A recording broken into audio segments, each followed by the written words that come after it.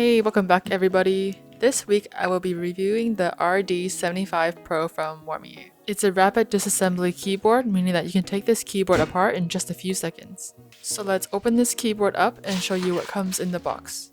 It comes with a couple of extra switches, a magnetic badge in case you want to swap out the original, extra silicone gaskets, this interesting keycap, which I'll talk more about later, extra Apple keycaps, extra non-accented keycaps, a USB-C cable, a keycap and switch puller, and a quick start guide.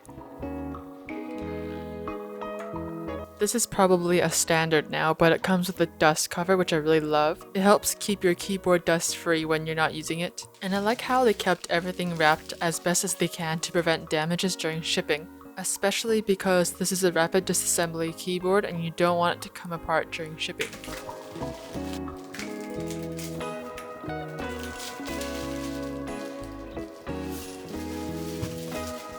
My initial impressions for this keyboard is that it feels like it's made very well. The aluminum casing feels smooth and nice while holding, and the design is very simple as well, which I really like in keyboards these days. If you're not a fan of the accented white keycaps, then you can change them with the extra keycaps they provided. The back of the board looks extremely nice. I like how it doesn't have any logos or giant labels. The stainless steel external weight also adds a nice accent to the back of the board as well. One thing I find very cool as well is that the USB receiver is hidden under this magnetic badge. I like the way they hid this because it keeps the keyboard casing very clean and simple. So for this, they provide an extra magnetic badge in case you want to change it from the original black to the silver instead. Which badge color do you prefer though? Let me know. So like I mentioned earlier, they kept the keyboard very simple. The only thing you can see on all sides is the USB-C port at the top of the keyboard. The keyboard has a natural slant and it's not adjustable, but I find it very comfortable to type on anyway, so it's not a big deal for me. Lifting this keyboard, I noticed that it's kind of on the heavy side, so I decided to weigh it again, and it's actually a little over 4 pounds, which is on the heavier side for keyboards these days. After typing on this keyboard, I found the keycaps very nice to type on. This is probably due to the fact that they're cherry profile and that they're double-shot PBT keycaps. So my keyboard comes with a gray switch, and yours will too if you order the black or the blue version of this keyboard.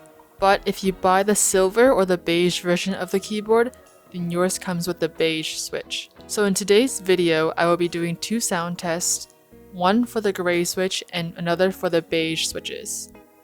The RD75 Pro is the tri-mode keyboard, and the toggle switch for this is hidden under the caps lock button. This may not be everyone's favorite, but it does keep the keyboard clean in look. This keyboard comes with over 40 preloaded light effects, but if that's not enough for you, you can get more through the VIA app. After taking off the keycaps, I found a little quirk in this keyboard. Some switches are placed sideways or even upside down. I'm not sure why that is, but it is something to keep in mind if you're planning on switching out the switches to something else. Opening the case is so easy. If you're new to modding or don't want to deal with a tough case, then this is a really good option. It was super easy to open and close. After testing it, I would say it takes less than 5 seconds. So how it all works. The top and the bottom of the case are held together by 2 tiny balls and a latch, which with some pressure can lock the 2 pieces together when needed or unlock when needed. Honestly, this feature should be in every keyboard. It makes it so easy to open anything at any time without having to grab tools or use elbow grease. I am now a big fan of rapid disassembly, and I think it's a great idea. So I didn't know this before I opened the keyboard, but it also has no cables. It has a magnetic daughter board, so you don't have to worry about connecting the power via cables. It connects once the magnets align. That's really cool. This keyboard's battery is 8,000 milliamps, which should last you a very long time if you're planning on using this wirelessly. The first of many layers is the PET insulation film, the case foam, the PCB, which is flex cut and gasket mounted, the switch pad, the PET acoustic film, plate foam, and a piece cut out for the space bar, and the flex cut plate. Because of so many flex cuts, putting the pieces back together can be kind of tedious. You have to make sure that all the switches are back in their hot swap sockets. You can lightly press each switch to make sure everything is properly attached. Once everything is ready again, putting it together is so quick and takes no effort at all. So let's talk the gaskets. So on my original board it already comes with tiny yellow silicone gaskets, but if you find that you're not digging the extreme flex they provide, then the extra white ones will save your day. Changing them out was very simple. Simply pull off the yellow ones and slip the white ones in as a replacement. I find that because the white ones have more surface area, the flex on the edges of the keyboard become more stiff, which should give a slightly different experience when typing. You can test out which one you prefer, but I actually might like the white ones better.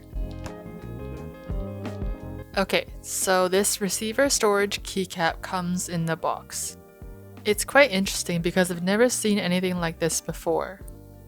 It's another way of storing the USB 2.4 GHz receiver, but it's a keycap at the same time. So my guess is you're supposed to replace one of your keys with this. This is just my guess. I could be wrong, but if I am right, then tell me if you would actually use this, because I just find it kind of bulky and odd, especially because there's a nice secure hidden storage for this already in the back of the case. Anyway, let me know what you think. I find this piece quite interesting.